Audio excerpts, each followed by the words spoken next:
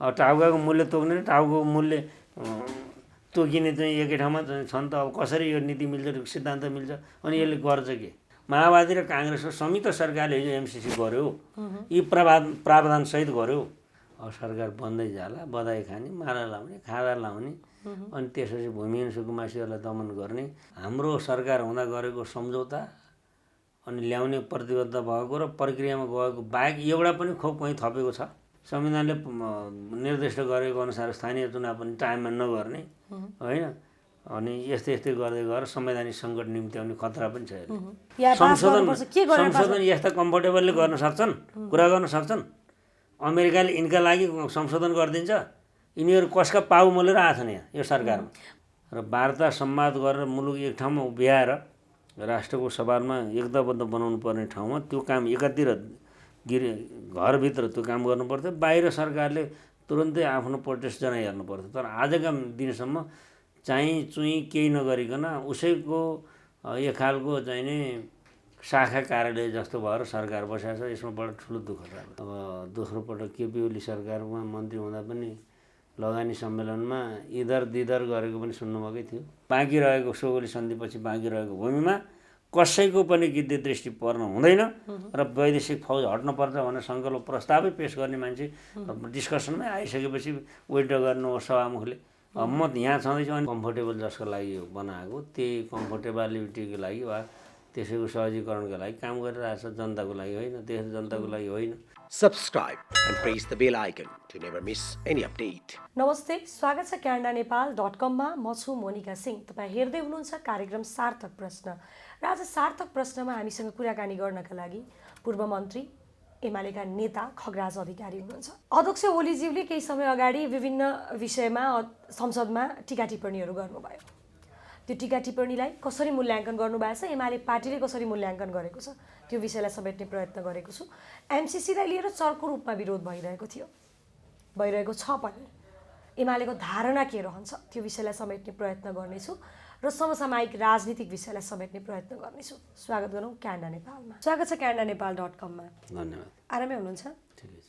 हिजो मात्रै मातृका प्रसाद यादवले बोलेको कुरामा तपाईँहरूले संसदमा हङ्गामा मचाउनु भयो। किन त्यस्तो हङ्गामा मचाउनु? हङ्गामै मचाउनु भएन होइन र एकछिन हामीले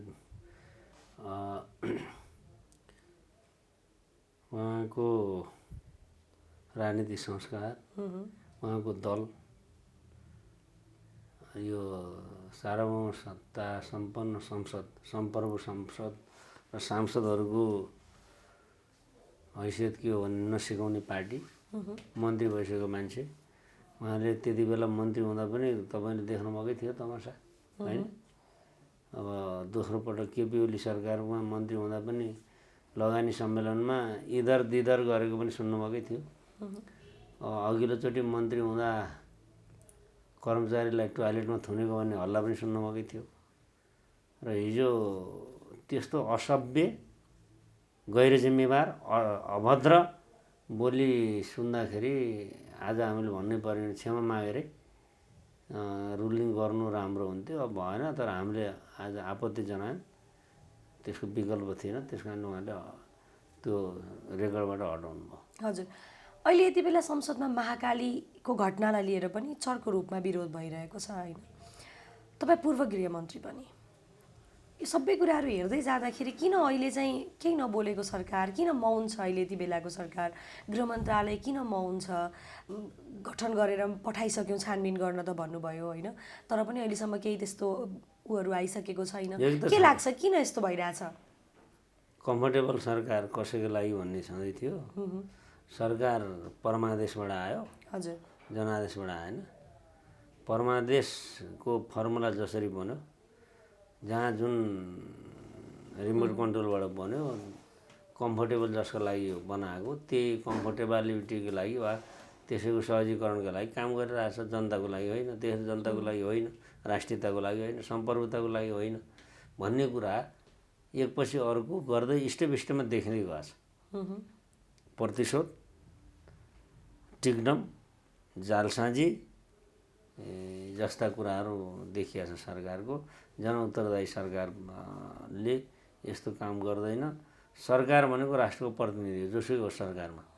सरकार अवश्य नै उत्तराधिकारवाला संस्था हो र उसले देशको भूभाग र नागरिकको अरूबाट भएको अपमान अमर्यादा अब त्यत्रो तुइन चुडाएर मान्छे मारिदिया छ, हराएको छ, मान्छे लापत्ता छ। यस्तो बेलामा केपी ओलीले तुइन हटायो भनेको थियो। 6वटा झोलुङ्गे पुल त त्यहाँ बन्दैछ नि। कति बेजिम्मेवार छन्, कति अनुत्तरदायी छन् र देश जनता विरोधी काम भइरहेछ। यो बडा दुःखको कुरा हो। तर हामी सिङ्गो देश एकताबद्ध भएर हामीमाथि भएका हेप्ने काम, हस्तक्षेपकारी काम र आक्रमणकारी कामहरूको हामीले एकताबद्ध भएर विरोध गर्नुपर्छ। के भन्नु पर्थ्यो गृह मन्त्रालयबाट? कस्तो किसिमको कदमहरू चालिनु पर्थ्यो या भारतसँग कस्तो प्रक्रियाले? पहिलो कुरा त छानबिन समिति भनेको मातहतको कर्मचारी राखेर होइन, सर्वपक्षीय सर्वग्राह्य हुनका निम्ति संसदीय समिति छानबिन समिति बनाउनु पर्थ्यो। दोस्रो कुरा भारतसँग देन एन्ड दियर अब विरोध गरिहाल्नु पर्थ्यो र भारत प्रधानमन्त्रीको लेभलमा या परराष्ट्र मन्त्रीको लेभलमा सुरु गरिहाल्नु पर्थ्यो र त्यो विरोध जनाइसकेर क्षमा माग्न बाध्य पार्नु पर्थ्यो। बिपी कोइरालाले पनि चीनको एउटा घटनामा गरेकै थिए।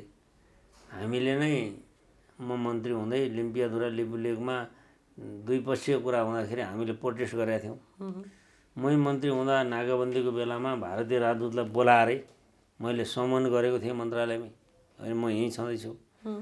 र सरकारले केपी ओली सरकारले नाकाबन्दीको सामना पनि गर्यो, लिम्पियाधुरा लिपुलेक र कालापानी क्षेत्र समेटेर संविधान संशोधन पनि गर्यो, भारतलाई त्यहाँ बाटो बनाउने कुराको विरोध पनि गर्यो, होइन।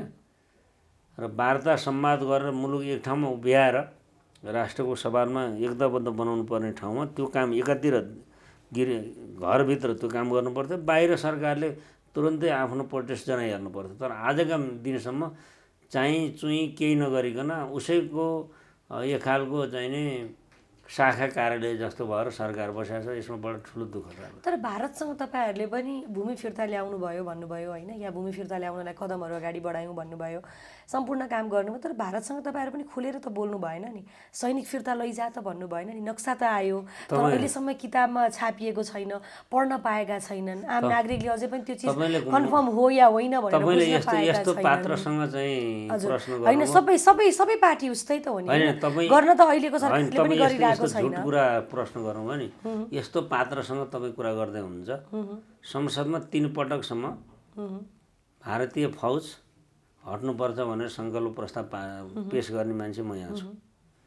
र पूर्व प्रधानमन्त्री केपी ओलीले त्यतिखेर रामचन्द्र पौडेल सभामुख हुँदा नै कालापानी क्षेत्रबाट भारतीय फौज हट्नुपर्छ भनेर स्थगन प्रस्ताव राख्दाखेरि त्यसलाई तुवाएको तपाईँ हामी सबैलाई थाहा छ। त्यसो उस्तै हुन् होइन, धेरै फरक छ, धेरै फरक छ। र धेरै फरक भएको हुनाले नै संविधान सभाले गर्न नसकेको काम विगतको सरकारले सिङ्गो संसदलाई एकताबद्ध बनाएर लिम्पियाधुरा लिपुलेक कालापानी क्षेत्र हाम्रो भूभाग हो भनेर संविधान नै संशोधन गरेर अनुसूचीमा नक्सा समेत त्यहाँ राख्यो र वार्ता सुरु गर्यो। वार्ता संवादहीनताको अवस्था थियो। वार्ता सुरु गर्यो। वार्ता सुरु गरेदेखि पार्टी भित्रैबाट वा बाहिरबाट देशी विदेशी सबै शक्तिहरूको सम्मिश्रण र संयुक्त प्रयत्नबाट सरकार हटाउने खेल त भएकै थिए, होइन। सरकार हट्नु ठुलो कुरा भएन, तर मुलुकको 1 इन्च जग्गा पनि हट्न पाउँदैन। हामी मर्न तयार छौँ। शरीरमा 1 थोपा रगत भइन्जेलसम्म, हामीले सास हाम्रो शरीरमा चलिन्जेलसम्म नेपाली आमाको चिर पुकार हामीले बुझेका छौँ। वीर पुर्खाहरूले आर्जेको भूमि बाँकी रहेको सोगोली सन्धिपछि बाँकी रहेको भूमिमा कसैको पनि गिद्धे दृष्टि पर्न हुँदैन र वैदेशिक फौज हट्नुपर्छ भनेर सङ्कल्प प्रस्तावै पेश गर्ने मान्छे डिस्कसनमै आइसकेपछि वेट गर्नु सभामुखले म यहाँ छँदैछु अनि तपाईँले सबै त उस्तै हुन् नि भनेर प्रश्न गर्नु, रेडिमेड प्रश्न गर्नुभन्दा तथ्यमै जानु राम्रो।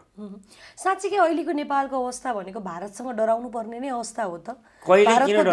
भारतको दबदबा नेपालमा बढेकै हो त अहिले पछिल्लो समय राजनीतिक घटनाक्रमहरू। किन डराउने? कायरहरू देशका निम्ति होइन विदेशका लागि वा अरू कसैको कम्फर्टेबल बन्नका लागि काम गरिरहेछन् भने उनीहरूप्रति नै प्रश्न गरोस्। हामी डराउनु पर्ने कुनै कारण छ किनभने हामीले भारतलाई त्यो थिचोमिचो त गरेका छैनौँ, चीनलाई हामीले थिचोमिचो त गरेका छैनौँ होइन। हाम्रो देशभित्र जातीय, धार्मिक र साम्प्रदायिक र भेक भूगोलको आधारमा जुन विद्वेष फैलाएर हामीलाई तमासा गर्न खोजिँदैछ, देशलाई अस्थिरतामा धकेल्न खोजिँदैछ र संविधान नै अब काम लाग्दो छैन भनाउन खोजिँदैछ। सर्वोच्च अदालतको त्यो फैसलाले त के गर्यो भने अब एकल बहुमत हामीले ल्याएको थियौँ होइन, अथवा लार्जेस्ट पार्टी एमाले छँदै थियो, नेकपा एमाले र माओवादी मिलेपछि एकल बहुमत भयो।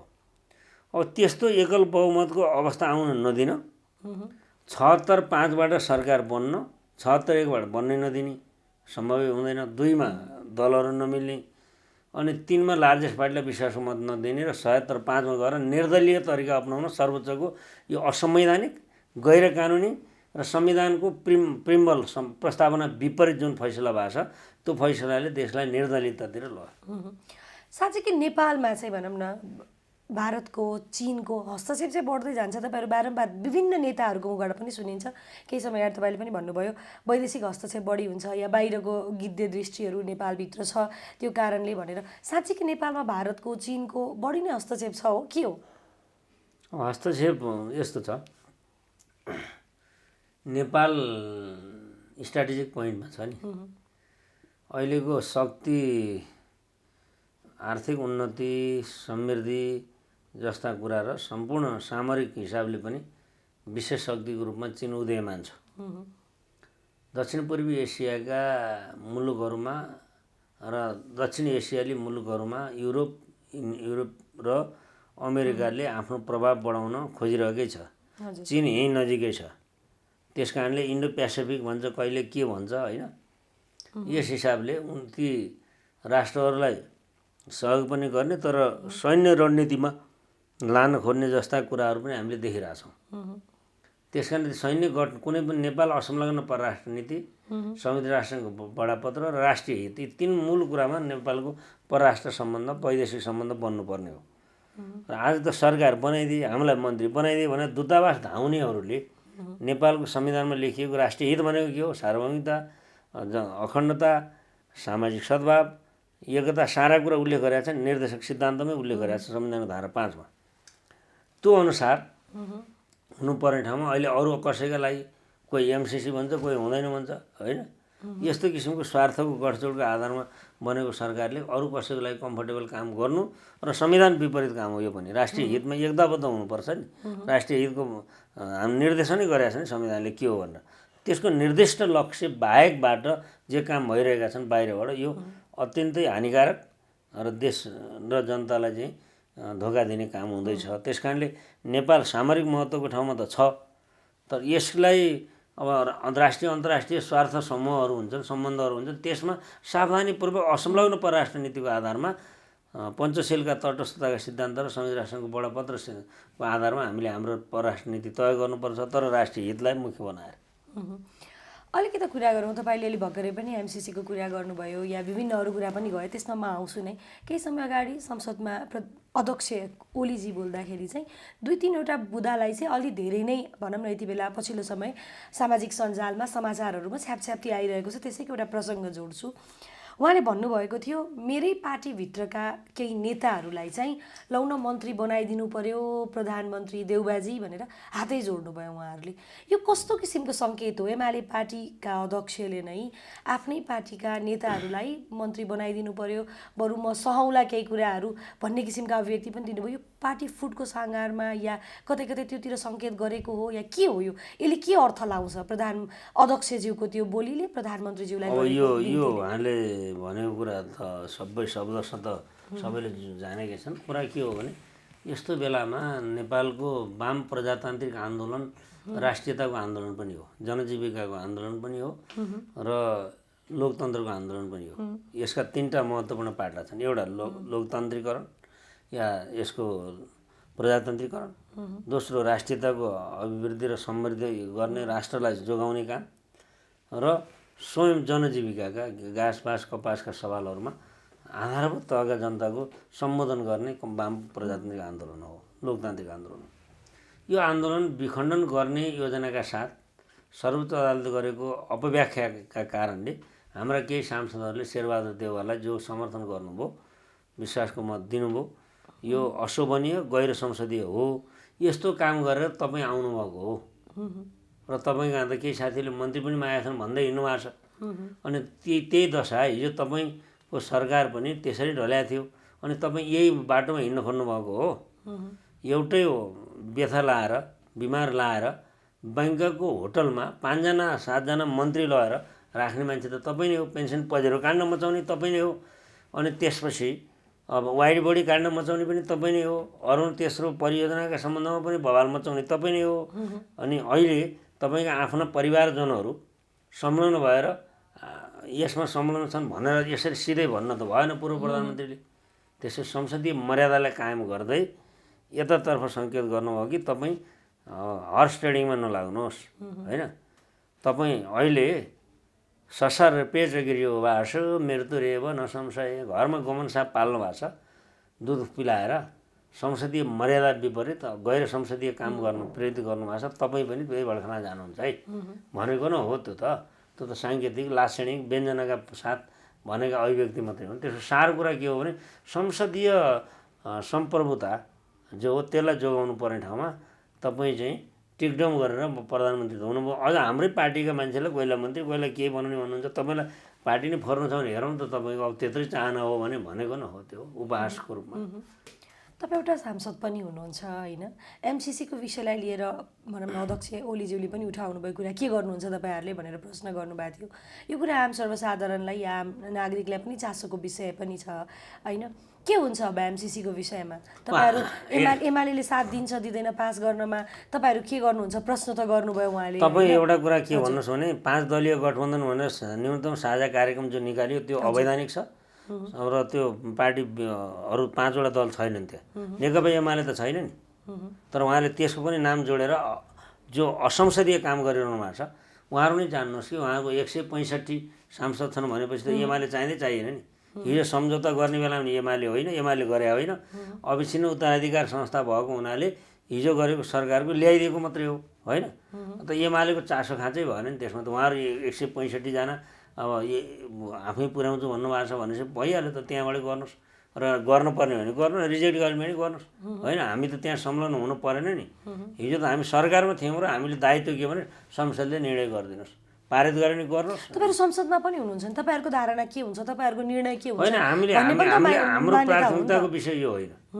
हाम्रो प्राथमिकताको विषय लोकतन्त्र जोगाउनु, संसदीय अभ्यासलाई जोगाउनु हो र राष्ट्रियताको प्रश्नलाई महत्त्वपूर्ण ढङ्गले लानु हो। राष्ट्रिय हित विपरीत कुरा छन् भने हामी एमसिसीका पक्षमा उभिनु परेन। हामी त्यसको अध्ययन कसरी पास गर्नुपर्छ? संशोधन गरेर पास गर्नुपर्छ या पास गर्नुपर्छ के गरेर? संशोधन यस्ता कम्फर्टेबलले गर्न सक्छन्, कुरा गर्न सक्छन्। अमेरिकाले यिनका लागि संशोधन गरिदिन्छ। यिनीहरू कसका पाउ मोलेर आएछन् यहाँ यो सरकारमा। कसका पाउ मोलेर आउनु भएको छ? देशी विदेशी गुरुबा मालेकोलाई भेटी चढाएर नै आएछन् यिनीहरू। अनि त्यसकारण यिनीहरूले चाहिँ नि कुनै संशोधनको नाटक यिनले सङ्कल्पको नाटक गरेर हुन्छ। यिनका सङ्कल्प उनले पास गरिदिन्छन् जसले दिने अनुदानदाताले। अनि त्यसपछि त्यो यिनको यो नाटकमा हामी फस्नेवाला पनि छैनौँ। र एमसिसीका बारेमा एमसिसी विकास सायद हामी न चीनका विरोधी हौँ, न अमेरिकाका विरोधी हौँ, न भारतका विरोधी हौँ। तर उनीहरूका हामी मित्र हौँ। तर मित्रहरूले अर्काको बासाले चाहिँ मुटु कलेजो खान हुँदैन, समान व्यवहार हुनु पर्यो। त्यस कारणले अब हामी कसैलाई आरोप प्रत्यारोप गर्ने ठाउँमा भन्दा हाम्रै सरकार माओवादी र काङ्ग्रेसको संयुक्त सरकारले हिजो एमसिसी गर्यो। यी प्रावधानसहित गर्यो होइन। यो प्रावधानसहित गरेको उसले यी प्रावधानहरू राष्ट्रिय अहितका लागि छन् भने त उनीहरूले अपराध बोध गरेर क्षमा माग्नु पऱ्यो नि जनताको सामु होइन। अनि सही छन् भने उनीहरूलाई कन्भिन्स गरेर पास गरे भयो। सही छन् भन्ने पुरै रूपमा सही छन् मलाई लाग्दैन। यसमा धेरै कुराहरू राष्ट्रका लागि चुनौतीका विषय पनि छन्।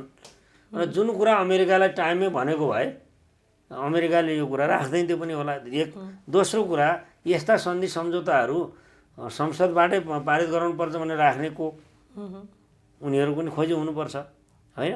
एमसिसी जुन मूल सन्धि छ त्यसबाहेक अरू सहायक सन्धिहरू पनि छन्।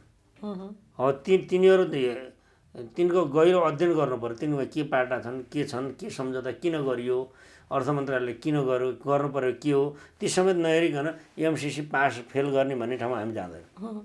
तर एउटा कुरा यति बेला समाचारमा आइरहेको छ, पछिल्लो समयदेखि लामो समयदेखि नै आइरहेको छ, ओलीले पास गराउन नसकेका कारणले गर्दा चाहिँ सत्ता भनौँ न अब सत्ताबाट जानु पर्यो या प्रधानमन्त्री पद त्याग्नु पर्यो।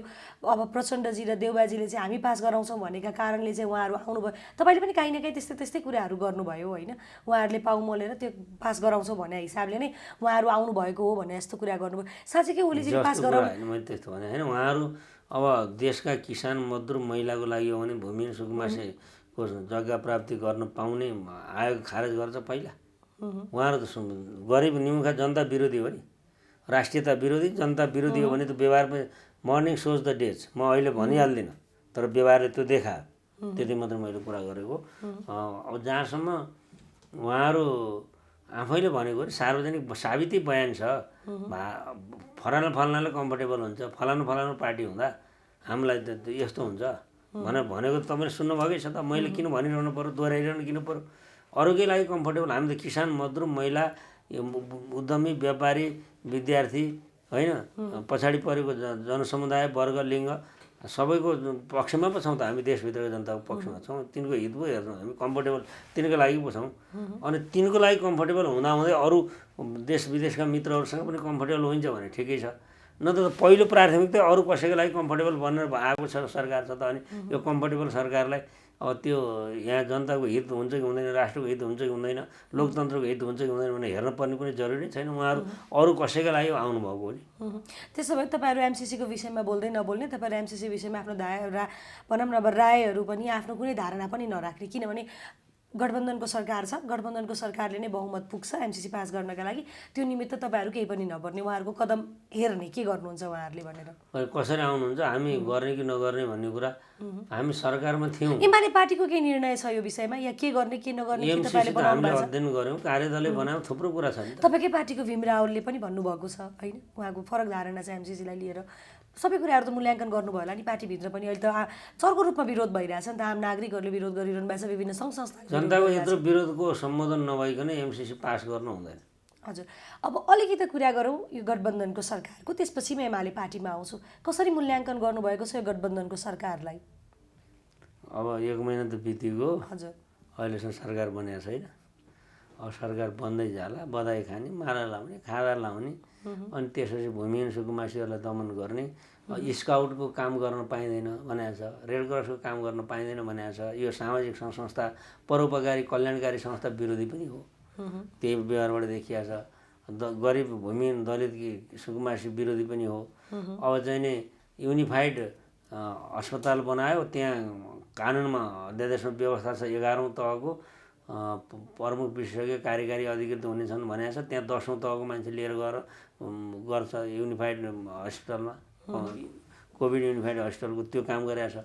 12औँ तहको प्रमुख विशेषज्ञ हुनुपर्ने ठाउँमा स्वास्थ्य सेवा विभागमा 11औँ तहको, त्यही पनि 16 जनाभन्दा पछिको कनिष्ठ मान्छेले लिएर गरेको छ। भनेपछि उहाँहरू के गर्दै हुनुहुन्छ? ती मान्छेहरूको क्षमता योग्यताप्रति मैले केही औँल्याउन छैन। उहाँहरूको कार्यशैली हेरौँ न, के गर्नु खोज्नुभयो? गलत ढङ्गले कमाउ धन्दामा लाग्नु भएको छैन भन्ने बुझिन्छ त यसले। अहिले त यो गठबन्धनको सरकारले आफ्नो उसमा पनि भनेको छ नि, पुरानो जति पनि ओली सरकारको पालामा भएका भ्रष्टाचारहरू छ सबै हामी छानबिन गर्छौँ पनि भन्नुभएको छ नि उहाँहरूले। कति राम्रो कुरा, छानबिन गर्नुहोस्। त्यति मात्रै होइन, ललिता निवासको छानबिन गर्नुहोस् होइन, सर्जु काण्डको छानबिन गर्नुहोस्, वाइट बडीको छानबिन गर्नुहोस् होइन, सबै छानबिन गर्नुहोस् भन्नुभएकै छ त हाम्रो पार्टी अध्यक्षले।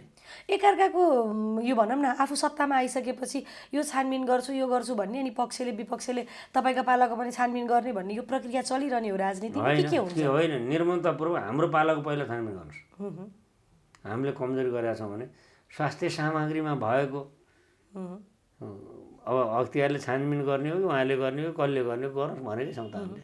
अहिले फेरि राज्य मन्त्रीलाई लिएर पनि उहाँहरू विवादमा हुनुहुन्छ, विवादित छ राज्य मन्त्रीको पद पनि। कसरी हेर्नु भएको छ त्यो विषयलाई? अब यो उहाँहरूको कुरा हो, उहाँहरूको लक्षण देखिएकै छ नि। खोप खोप खोप भन्ने पहिलो अभिव्यक्ति थियो। एउटा पनि खोप हाम्रो सरकार हुँदा गरेको सम्झौता अनि ल्याउने प्रतिबद्ध भएको र प्रक्रियामा गएको बाहेक एउटा पनि खोप कहीँ थपेको छ? एउटा पनि?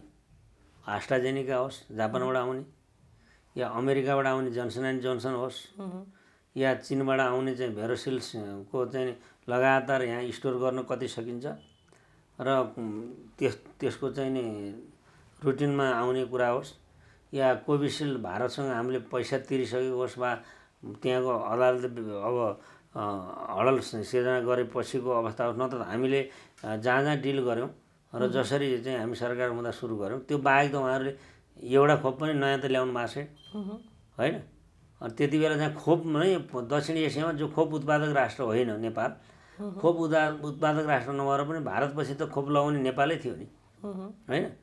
अनि त्यति मात्रै होइन, खोप उत्पादन कार्य ढाँचा मै मन्त्री हुँदाखेरि नै हामीले पास गऱ्यौँ। अहिले हामी खोप पनि उत्पादन गर्छौँ भन्दै हुनुहुन्छ उहाँहरू, गरौँ न, यो त राम्रो कुरा। उहाँले गरेका हरेक राम्रो कुराको त आँखा चिउलेर समर्थन गर्छौँ हामी।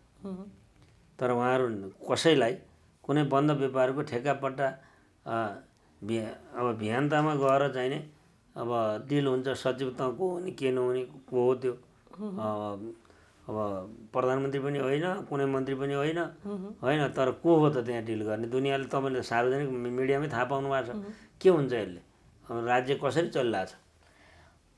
आफ्नो सरकार बन्ने बित्तिकै भनौँ या आफू सरकारमा आउने बित्तिकै चाहिँ पहिलो प्राथमिकता नै आफ्नो मान्छेहरू नियुक्ति गर्ने, आफ्नो मान्छेहरू राख्ने चलन हुन्छ राजनीतिमा। के हुन्छ यस्तो? खै म त कसैको बेला पनि कसैको पालामा पनि म 2 पटक मन्त्री भएँ, मैले मेरा मान्छे कोही राखिनँ, मेरो छोरीलाई नि मैले भर्ती गरिनँ, मेरो चाहिँ भान्जा भान्जीलाई नि गरिनँ, मेरो श्रीमतीलाई पनि गरिनँ, मेरा इष्टमित्र दाजुभाइलाई पनि गरिनँ, मैले योग्य मान्छेलाई गरेँ होइन। त्यसबाट यो प्रश्न मलाई के गर्नु छ र सुहाउने कुरै भयो, जसले गर्थ्यो तिनीहरूलाई सोध्नुहोस्, गरिरहेका छन् जसले अहिले गर्दैछन् तिनीहरूलाई सोध्नु। अब अलिकति कुरामा आऊ, एमाले पार्टीभित्रको लामो समयदेखि आन्तरिक विवाद भइरहेछ, झन्डै 2/3 बहुमतको सरकार पनि आन्तरिक विवादका कारणले नै आज यस्तो अवस्थामा आयो भनौँ, या यो अभिगत भइरहेको छ अहिले एमालेभित्र। यो आन्तरिक विवाद सुल्झिन्न के हुन्छ? पार्टी फुट्छ, पार्टी फुटको कागारमा हो। म 38-39 सालमा पनि हाम्रो नेकपा माले पार्टीमा भएको विशद गडबडीलाई देखिरहेको छु। हजुर, त्यसलाई पनि हामीले व्यवस्थापन गर्दै गयौँ। हजुर, 56 सालमा हाम्रो पार्टी विभाजन भयो, 3-4 वर्ष हामी अलग भयौँ र प्रतिक्रियावादीहरूले सत्ता लिए, सम्हालेर हामी पार्टी एकता गऱ्यौँ। हजुर, विभाजन किमार्थ राम्रो होइन, त्यस कारण अहिले हामी गम्भीर छौँ। हजुर, नेतृत्वले दुइटैलाई आरोप प्रत्यारोप जस्तो पनि छ, मन कुँडिएको पनि छ। हाम्रो अनुरोध अपिल के छ भने तपाईँहरूले गर्नुभएको योगदान उच्च मूल्याङ्कन गर्छौँ हामी, तर यो पार्टीलाई एकीकृत गर्ने विचारमा हो, दृष्टिकोणमा हो। आफ्नो सरकार ढालेर अर्को प्रमुख प्रतिद्वन्द्वीको सरकार बनाउने कुरा अक्षम्य नै हो। तर भयो, विगतमा ती कुराहरू भयो, तिनलाई अब हामीले इतिहासको गर्तमा छोडेर वर्तमान उभिएर भविष्यका लागि वामपन्थी आन्दोलनलाई एकीकृत बनाउन कसरी गर्न सकिन्छ र नेकपा एमाले एकताबद्ध हुनका निम्ति दुईटै नेताको कन्सेन्टमा पूर्व कार्यदलले बनाएको 10 बुँदे जुन आधार छ त्यो आधारमा टेकेर नै अगाडि जाने र नेतृत्वको मनोविज्ञानको व्यवस्थापन गर्ने काम गर्नेतिरै जानुपर्छ र एकताको विकल्प सुदृढ एकता हो, वैचारिक साङ्गठनिक रूपले एकता हो। अब सिद्धान्तहीन ढङ्गले वैचारिक रूपहीन ढङ्गले गरेको एकता त टिक्दैन। त्यसैले सिद्धान्त के हो त भन्दा समाजवादतर्फको यात्रालाई बलियो बनाउने, समृद्ध नेपाल, सुखी नेपाली राष्ट्रिय आकाङ्क्षालाई परिपूर्ति गर्ने, गरिबी हटाउने, विपन्नता हटाउने, सामाजिक भेदभाव, सांस्कृतिक भेदभाव, लैङ्गिक भेदभाव, भेगभूगोलको भेदभाव, सबै कुराको समूल अन्त्य गर्ने कार्ययोजना बनाएर हामी जाउँ। सिद्धान्तका जगमा उभिएर हाम्रा व्यक्तिगत कार्यशैली होलान्, व्यक्तिगत मनमुटाव पनि होलान्, तर तिनलाई हामीले बिर्सनुपर्छ। किनभने हामी सँगसँगैका धेरै साथीहरू शहीद भए, उनले जीवन त्याग गरे, झुन्डिए, प्रतिक्रियाले गोली ठोकेर हान्यो होइन। र उनीहरूले गौरवशाली मृत्युवरण गरेकोले लोकतन्त्र आएको हो, समावेशिता आएको, समानुपातिकता आएको हो, यो सङ्घीयता आएको। यस्ता कुरालाई मध्यनजर गरेर देशलाई विखण्डनबाट जोगाउन, लोकतन्त्रलाई पछि फर्कन नदिन, विगतका कुराको निर्मम समीक्षा फुर्सदमा गरौँला, वर्तमानमा उभियौँ र भविष्य बनाऊँ। विगतका प्रति अब हामी पश्चाताप पनि नगरौँ, आत्मग्लानि पनि नगरौँ र अभिमानका साथ हामी अगाडि पनि नबढौँ, स्वाभिमानका साथ अगाडि बढौँ। यसो गर्न सकिन्छ। तपाईँहरू लामो समयदेखि यही भन्दै हुनुहुन्छ, एमाले पार्टीभित्रका नेताहरूले लामो समयदेखि यही नै भनिरहनु भएको छ होइन। त्यत्रो जनताले, त्यत्रो कार्यकर्ताले, त्यत्रो नेताले गरेका योगदानहरू तपाईँले भनेको जसरी सबै कुराहरूलाई तपाईँहरूले एकातिर राखेर पार्टीभित्रका दुईटा शीर्ष नेताहरूको आन्तरिक विवादका कारण आज त्यो भनौँ नाम कार्यकर्ता, जनता, नागरिक, तपाईँका नेताहरू सबैजनाले गरेका सङ्घर्ष त्यो कुराहरू सबै पानीमा चुर्लुम्ब डुबेको जस्तै अवस्थामा पुगेको छ। धेरै निराश हुनुहुन्छ। तर ठोस निष्कर्षमा किन नआएको, ठोस निर्णय किन नलिन सकेको अध्यक्षले? यदि क्षमा गर्न सकिन्छ भने क्षमा भनेर फेरि अगाडि बढाए हुन्थ्यो नेकपा एमाले।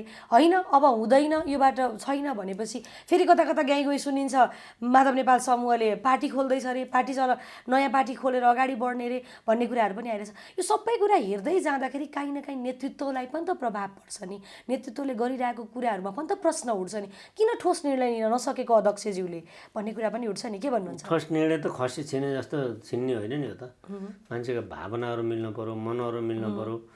अब यो नेकपा बनाउँदाखेरि पछि अब केपी ओलीलाई साधारण सदस्यताबाटै निकालिएको बेला भयो, दलको नेता भालिएको भन्ने मनोविज्ञान छ। त्यसमा चाहिँ यिनी दुईटा नेताहरूको मनमुटाव पनि छ, वैचारिक कारण पनि छन्। अनि पछि चाहिँ मलाई पनि त कारवाही गरे भन्ने माधव नेपालले पनि पर्यो होला। यी सबै मनोविज्ञानका कुरा पनि छन्। त्यस कारणले अब इतिहासको गर्तमा जे हामीले हिजो गऱ्यौँ त्यसको निर्मम समीक्षा अलिक कुल पिरियडमा गरौँला, भोलि पर्सि गरौँला।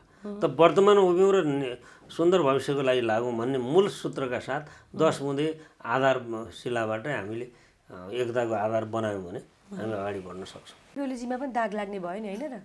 अध्यक्ष पनि प्रधानमन्त्री पनि हुनुहुन्थ्यो, पार्टी एक गर्न सक्नु भएन। अब अहिले हेर्दै जाँदाखेरि यतातिर केपी ओलीमाथि शङ्का पनि हुँदैछ काहीँ न काहीँ। पहिला चाहिँ कुर्सी पनि छाड्न मान्नुभएको थिएन, केही पनि मान्नुभएको थिएन। अहिले एक्कासी चाहिँ बरु अध्यक्षको हैसियत बराबर दिन्छु, बरु आउनु मिलम भनेर भनिराख्नु भएको थियो। गर्न खोजेको के हो भन्ने प्रश्न उठ्यो। अर्कोतिर फेरि काहीँ न काहीँ माधव नेपालले कुनै सहमति पनि नमान्ने, सम्झौता पनि नमान्ने, यो सबै कुराहरू देख्दै जाँदाखेरि यो दुईटा नेताहरू चाहिँ अब एमालेमा साँच्चीकै आवश्यकता नपरेको हो कि भन्ने पनि काहीँ न काहीँ पर्दैछ नि। के हो यो भइकेरहेछ? म त्यो ठाउँमा त पुगेको छैन, तर उहाँहरूको सान्दर्भिकता अझै बाँकी छ र उहाँहरूले नेतृत्व गर्न सक्नुहुन्छ। तर उहाँहरू एकले अर्कोलाई निषेध गर्ने भन्दा पनि प्रवृत्ति, विचार, शैली, दृष्टिकोण, पहिलो कुरा त सिद्धान्तमा जाउँ। शैली सेकेन्ड्री हो, शैली त सच्याउन सकिन्छ। सिद्धान्तमै हाम्रो मिल्छ कि मिल्दैन? जनताको बहुदलीय जनवाद, अब समाजवादतर्फको यात्रा, समृद्ध नेपाल, सुखी नेपाली राष्ट्रिय आकाङ्क्षा, किसान मजदुर, महिला, मेहनत कष्ट पछाडि परेको जनताको पक्ष पोषण, होइन, राष्ट्रिय स्वाधीनता, स्वाभिमानका मूल प्रश्नहरूमा हामी एकै ठाउँमा छौँ भने दुईटा पार्टीको आवश्यकता किन? अहिले विगतको निकट विगतको कुराको कारणले हो भने त्यसको निर्मम समीक्षा गरौँला, होइन? त्यसैले एउटै पार्टी बनाउनुपर्छ, त्यसको पदका लागि बार्गेनिङ होइन भने ठिक छ, महाधिवेशन गरौँ। महाधिवेशनमा जो आउनु होला अध्यक्ष जसलाई बन्नु पर्ला हामी विवेकपूर्ण ढङ्गले निर्णय गर्छौँ। यी कुराहरूलाई हामी बिर्सिदिन चाहन्छौँ। जो नघट्नुपर्ने घटना घटे, संसदीय अभ्यासमै अब असाध्यै नराम्रो भयो, अदालतले गर्ने अपव्याख्या पनि यो ठाउँमा हाम्रै कारणले गयो, होइन? त्यस कारणले ती कुरालाई अलि निर्ममतापूर्वकै समीक्षा गरौँला कुल पिरियडमा। तर अहिले हामी उभियौँ यो जगमा र भविष्य सुन्दर भविष्य बनाउनको निम्ति नेपालको राष्ट्रियता, स्वाधीनता, स्वाभिमान, बेरोजगारीको समस्याको हल, रोजगारीको सृजना, तमाम खाले भेदभावको अन्त्य जस्ता र समाजवाद निर्माणको यात्रालाई सुदृढ बनाउनको निम्ति नेकपा एमाले एकताबद्ध हुनु नै सर्वोत्तम विकल्प हो। किन माधव नेपालजीले चाहिँ केही कुरा नमानेको? किन माधव नेपालजीलाई ठ्याक्कै चाहिएको चाहिँ के हो? उहाँले चाहेको त सायद केपी ओलीलाई निषेध गर्न होला, न त्यो निषेध गरेर एकता हुँदैन। त्यस कारण उहाँले बुझ्नुपर्छ। त्यस्तो भयो होला विगतमा, अब उहाँले बुझ्दै जानुपर्छ र केपीले पनि माधव नेपाललाई साथै लिएर जान सक्ने आँट सामर्थ्य उहाँको थियो, छ, बनाउनुपर्छ। काहीँ न काहीँ यो कुराहरू पनि समाचारमा आइरहेको छ कि अहिले नेकपा एमाले चाहिँ प्रचण्डजीले चलाइरहनु भएको छ, माधव नेपाल समूह प्रचण्डजीले चलाइरहनु भएको छ। त्यही भएर यत्रो आन्तरिक विवाद आइरहेको छ। किनभने जे गर्दा पनि माधव नेपालले नमानिसकेपछि बारम्बार भेट्नलाई माधव नेपाल प्रचण्डजीका पुगिसकेपछि त अहिले प्रचण्डजीले नै एमाले चलाइरहनु भएको छ र उहाँको उद्देश्य पनि यही नै थियो भन्ने कुरा लागेको छ। तपाईँ त्यो प्रभाव परेको छ जस्तो लाग्छ कि लाग्दैन एमाले भित्र? अब के हुन्छ भने कुनै पनि कुराको घटनाको विकास र गति हुनका निम्ति आन्तरिक कुरा नै प्रधान हो। उहाँ आन्तरिक जस्तै हुनुभयो नेकपा हुँदा। अब अहिले हामी नेकपा एमाले हौँ भने उहाँको उहाँका योजनालाई हामीले चकनाचुर पारिदिनुपर्छ पार्टी फुटाउने। हामी त उहाँसहितको एकता चाहिरहेछौँ भने उहाँले नेकपा एमाले टुक्राउन चाहनुहुन्छ, के गर्दै गर्न चाहनुहुन्छ त प्रचण्डजी? कम्युनिस्ट आन्दोलनलाई छेदविच्छेद बनाउने, प्रतिक्रियावादीहरूलाई सहयोग पुर्याउने, प्रतिक्रियावादीलाई प्रधानमन्त्री बनाउने, कम्युनिस्ट नेतालाई चाहिँ प्रतिगमनकारी देख्ने होइन। उहाँका चाहिँ यी विश्लेषणका दोषपूर्ण विश्लेषणहरूमा हामी अल्मलिनु हुँदैन। किनभने माधव नेपाल र प्रचण्डमा माधव नेपालै नेपाली कम्युनिस्ट आन्दोलन पहिलादेखि लागेको, प्रचण्ड र केपी ओलीले नेपाल कम्युनिस्ट आन्दोलन एकीकृत गर्न पहिलेदेखि नै लागेको। त्यस कारण उहाँहरूले आफ्नो बिचको बुझाइलाई समझदारीलाई उचाइमा पुर्याउने र प्रचण्डहरूका हरकतहरूलाई बुझ्ने र प्रचण्डलाई सुधारेर कालान्तरमा उनलाई पनि नेपालको कम्युनिस्ट आन्दोलन एकीकृत गर्ने त्यो दिशातर्फ जानुपर्छ। अहिले उनको खेताला कोही बन्न हुँदैन। भन्छ नि ओलीजी चाहिँ धेरै चतुर खेलाडी हो राजनीतिको भनेर। केही समय अगाडि भीम रावले चर्को रूपमा विरोध गर्नुभएको थियो ओलीजीको, तर अहिले फेरि पछिल्लो समयमा भीम रावलले ओलीजीलाई पार्टी एक गर्नका निमित्त फरक किसिमको भूमिका खेलिरहनु भएको छ। राजनीति यस्तै हो या यस्तो के कुरा भयो भीम रावलजीसँग कि आज भीम रावलजी माधव नेपाल समूहभन्दा ओलीजीसँग नजिक? भीम रावलजी र केपी ओलीजी, भीम रावलजी र माधव नेपालजी, अथवा भन्न न भीम रावल र माधव नेपालको बिचमा कति उमेरको फरक छ र? 3-4 वर्षको त हो होइन। उनी पनि पहिलेदेखि नै कम्युनिस्ट आन्दोलन लागेकै मान्छे हुन्। भीम रावल भने उपाध्यक्ष पनि भएकै मान्छे हुन्। माधव नेपाल कमरेडले 10 बुँदे तयार पारिसकेपछि उहाँको समेत कन्सेन्टमा वार्ता के अरे त्यो कार्यदलको उहाँको तर्फको संयोजक उहाँलाई बनाइसकेपछि अधिकार दिइसकेपछि म अनरसिप लिन्न भन्दाखेरि उहाँको चित्त दुख्यो नि भीम रावलको।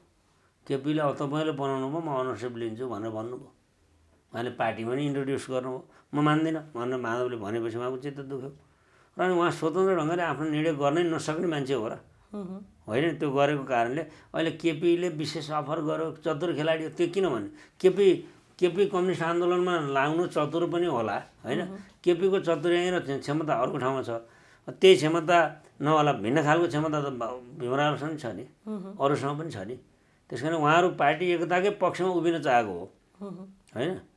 त्यो दुइटै नेताले अररो नबन्नुहोस् भन्न खोजेको हो मैले बुझ्दाखेरि, त्यही हो। हजुर, अब यो गठबन्धनको सरकार चाहिँ कसरी अगाडि बढ्छ जस्तो लाग्छ? जसरी बारम्बार ओलीजीले चाहिँ मलाई काम गर्ने माहौल दिएन भनेर भन्नुभएको थियो र अहिले झन्डै 1 महिना हुन लागिसक्यो, अहिलेसम्म सरकार गठन हुन सकेको छैन। दिन काट्ने, काल पर्खाने, जाहिर खाने, झन्डा हल्लाउने, जनतालाई दमन चक्र चलाउने, उस्तै परे चाहिँ नि संविधानले निर्दिष्ट गरेको अनुसार स्थानीय चुनाव पनि टाइममा नगर्ने होइन। अनि यस्तै गर्दै गएर संवैधानिक सङ्कट निम्त्याउने खतरा पनि छ। कस्तो संवैधानिक सङ्कट निम्त्याउने भन्ने? अब तपाईँ फागुनभित्र चुनाव गर्नुपर्ने स्थानीय तहको अनि राष्ट्रिय सभाको चाहिँ त्यो आधारमा चुनाव हुन्छ। ती समेतको कुरा उहाँहरूलाई भरोसाले छैन, किनभने म चैतमा लाउँछु कोभिडको भ्याक्सिन भनेर भन्नुहुन्छ नि। फागुनमा चुनाव हुनुहुन्छ, चैतमा लान्छु भनेर के बुझ्न परेन यहाँ। त्यस कारणले उहाँहरू संवैधानिक सङ्कट ल्याउने र संविधानलाई अप्ठ्यारोमा पार्ने र अब सजिलै लहर श्रीपाद महाराज धिराजकहाँ बुझाउने मान्छे हो उहाँ है।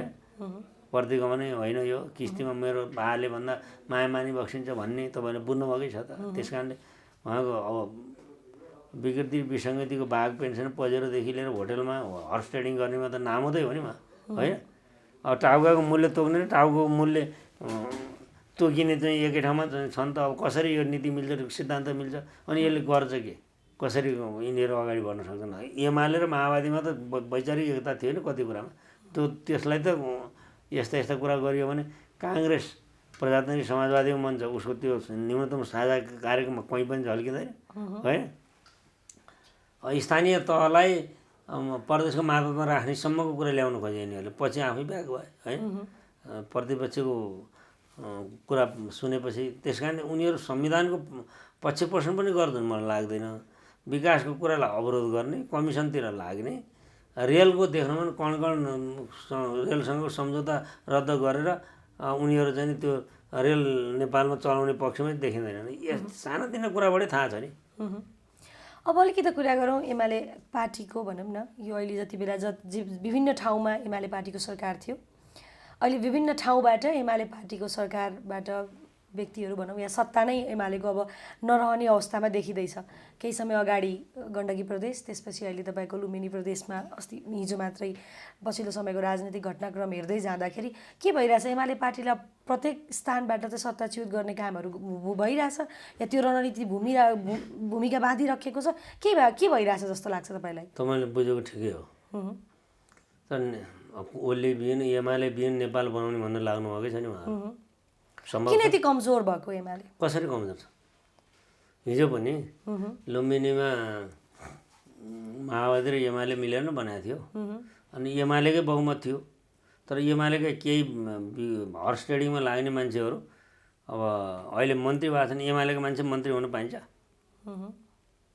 तर बनाइयो। यसले के गर्यो भने संसदीय व्यवस्थाको माखोल उडाउने र संसदीय मूल्य मान्यता र यसको चरित्रलाई कमजोर बनाउने र सरकारमा जाने बाहेक केही पनि नदेख्ने। तपाईँहरूले पनि त आफ्नो पार्टीभित्रका नेताहरूलाई भनौँ न एउटा स्थानमा राख्न नसकेको कारण भाइ लड्दाखेरि छिमेकीलाई फाइदा हुन्छ भन्ने एउटा नेपाली उखान छ नि।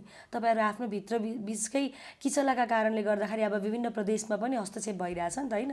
अनि दोष अर्कालाई लाउनुभन्दा त आफ्नो चाहिँ थैलो अलिकति मजबुत गर्दा चाहिँ सही हुन्छ कि भन्ने प्रश्न पनि उब्जिन्छ नि। बुझिन्छ, सही कुरा हो। सोर्यान ठिक हो। पहिला त हामी नै बलियो हुनुपर्छ। पार्टीको आन्तरिक एकतालाई अझ बलियो र मजबुतै बनाउनुपर्छ। र पार्टीका सांसद जस्ता पास्तालाई टिकट दिने नि भन्नु, मन्त्रीको लागि लोभिएर फ्लर क्रस गर्ने, मैले फलानालाई हराएँ मलाई मन्त्री दियो भन्दा टिकटका लागि पनि किनबेच हुन्छ, टिकटका लागि पनि पैसा लिन्छ, सबै कुरा गरिन्छ। यो ठुलो सबक सिक्नुपर्छ। यो हामीले लेसन लड्नै हो। ठिक हो तपाईँले भने। तर त्यसो हुँदाहुँदै पनि अर्काको सांसद प्रतिपक्षलाई आफ्नो मन्त्रीमण्डलमा सामेल गरेर अनि बहुमत देखाउने काम शेरबहादुरले गरे कुलबहादुरले पनि गरे नि। अनि यो के हुन्छ? अब देशमा निर्दलीय व्यवस्था आएको हो। संविधानमै त्रुटि हो। त्यस्तो भए तपाईँहरूले बनाएको संविधानमा त्रुटि होइन, संविधानको अपव्याख्या नै गरियो, संविधानको दुरुपयोग गरियो। गर्न किन दियो भन्ने प्रश्न पनि उब्जिन्छ नि। त्यही त हामीले विरोध गरिरहेछौँ। हामी तोडफोडकारी त होइनौँ। स्वास्थ्य चौकी जलाउँदै हिँड्ने, गाउँपालिका जलाउँदै हिँड्ने, अर्का गाडी चलाउँदै हिँड्ने, बाँदरमुढी काण्ड मचाउने, मुक्तिनाथ अधिकारीलाई मार्ने, लुइन्टेलाई मार्ने खाले त परेन नि हामी। हाम्रो कुरा भन्ने हो, अपिल गर्ने हो जनतालाई। यो बेठिक छ है। 51 सालमा मनमोहनको सरकार ढाल्दा अदालतले गरेको अपव्याख्याले विकृति विसङ्गति आएर व्यवस्थै गयो। नयाँ व्यवस्था हुनु पर्यो। अहिले एमालेको विरुद्ध जुन साजिस रचिएर जुन तथाकथित परमादेशबाट यो काम गरियो, यसले के हुँदैछ भने अब मैले फेरि दोहोऱ्याएर भन्छु, अघि पनि भने सुरुमा, हामी एकल बहुमतको सरकार हुन नसक्ने, अनि त्यसपछि के हुन्छ भने अब दुईटा दल मिल्न नसक्ने, लार्जेस्ट पार्टीको सरकार बनाउन जाने, बनाउँदाखेरि विश्वासको मत नआउने, त्यसपछि सिधै 76-5 गएपछि त चुनाव जित्ने पार्टीबाट अनि मन्त्री हुने निर्दलबाट हुने ठाउँमा गयो यो चक्रमा हामी फस्दैछौँ। अहिले त केपीलाई हटाइयो, भोलि यो चक्रमा फस्दैछौँ र यो संविधान निकम्मा हो भनेर बनाउने ठाउँमा जाँदैछौँ। संविधान विरोधी काम हो सारमा। तपाईँले परमादेशबाट बनाएको सरकार भनेर भन्नुभयो होइन? परमादेशबाट सरकार बनाउन बाध्य काहीँ न काहीँ एमाले पनि गरेकै हो नि, होइन र? दुनियाँमा यत्रो राम्रो बहुमत दिएर पठाएको सरकार टिकाउन नसकेर एकपटक होइन दुई पटक संसद विघटन गरेर असंवैधानिक कदम उठाएर अनि त्यसपछि परमादेशबाट बनाएको सरकारको के भरोसा भन्न त भएन नि। अदालतसम्म पुर्याउने काम त तपाईँ आफै अदालतले गरेको भनेको असंवैधानिकको कुनै अर्थ हुँदैन। भन्नुभयो न, म तपाईँलाई भन्छु, हजुर, प्रतिनिधि सभा विघटन गिरिजाबाबुले गर्दा ठिक, मनमोहनले गर्दा बेठिक गर्दा त आएकै छ नि। अदालत त्यस्तो नजिर सधैँ छ। अहिले दोस्रो पटक प्रतिनिधि सभा केपी ओलीले विघटन गरे हो, होइन नि? विश्वासको मत आफ्नै मान्छे 30 जना एब्सेन्ट भयो, विश्वासको मत दिएन, होइन? उहाँले विश्वासको मत माग्नु पनि भएन भन्ने कुराहरू समाचारमा आइरहेछ। कहिले महन्त ठाकुर, कहिले राजेन्द्र महतोकोमा पुग्न हुने, तर आफ्नै पार्टीभित्रका नेताहरू उनी पुग्न नहुने भन्ने कुरा त छ्याप्छ्याप्ती समाचारमा आएन। तपाईँ हुइपै जारी गरेको विश्वासको मत दिनुहोस् भनेर लेखिँदै छ नि। बिजन हलमा छ, जम्मैलाई भनेकै छ नि। किन नभन्ने? मजाले भन्नुभएको छ, दिएको छैन, होइन? विश्वासको मत नदिएपछि धेरै बितेकै छैन, त्यसमा संरचनामा के फरक छैन भने विश्वासको मत लिन चाहनु भयो उहाँले। र पछि अब चुनावै गराउने हो भने जसपाको एउटा पक्षले हामी त तपाईँसँग सरकारमा जान्छौँ भनेपछि त अब हामीसँग बहुमत छ भनेको महामहिम राष्ट्रपतिले बनाउनु पर्ने केपी ओलीलाई हो, त कसैलाई नि बनाउनु भन्नुभयो, होइन? अदालतले अब त्यो जुन जुन इलेक्ट्रोनिक सामानहरूको प्रयोग गरेछ गुगलको गर्छ विकिपिडियाको प्रयोग गरेछ तिनीहरू चाहिँ कहीँ पनि मिल्दै नमिल्ने त्यस्ता नजिर बनाएर झुट फरेबका साथ त्यो मिसिल जुन फैसला सुनाइएको छ नि यो त इतिहासमा यस्तो जघन्य गल्ती भएको छ र यसको त भोलि निर्मूल समीक्षा हुन्छ। त्यसमा अदालतमा पनि मिलीभगत भयो, अदालतमाथि पनि प्रश्न उठ्यो, अदालतले अदालतभित्रका न्यायाधीशहरूमाथि पनि प्रश्न उठ्यो नि त फलानु बेन्च भयो हुन्छ नत्र हुन्न भनेर बेन्चै फेर्न लगायो त तपाईँले देख्नुभएकै छ सार्वजनिकै छ त सेटिङै अब भन्दै उनीहरू अब सेटिङ भनेको के हो अब त्यो बुझिएको थिएन यस्तो हुँदो रहेछ। त्यस कारण अहिले अदालतले पनि म धेरै भन्न चाहन्न गरि नै सकु होइन त्यसको पालना गरिदिउँ हामीले लोकतान्त्रिक पार्टी भएकोले पालना गरिदिइसक्यौँ। यसको समीक्षा भोलि इतिहासमा चर्चा विवेचन हुँदै जानेछ यता पनि अब हामी नजाउँ। हजुर अन्तिममा अब एमालेको भविष्य के त कसरी बढ्छ एमाले अगाडि? एमाले सकेसम्म आन्तरिक एकतालाई बलियो बनाउँछ त्यसो भएन भने अन्तिम कोसिस गरिरहन्छ जारी पनि रहन्छ पार्टीको सङ्गठनिक काम पनि अगाडि बढाइरहन्छ। समय दिनुभयो धेरै धेरै धन्यवाद। यो मौका दिनुभयो तपाईँलाई धन्यवाद।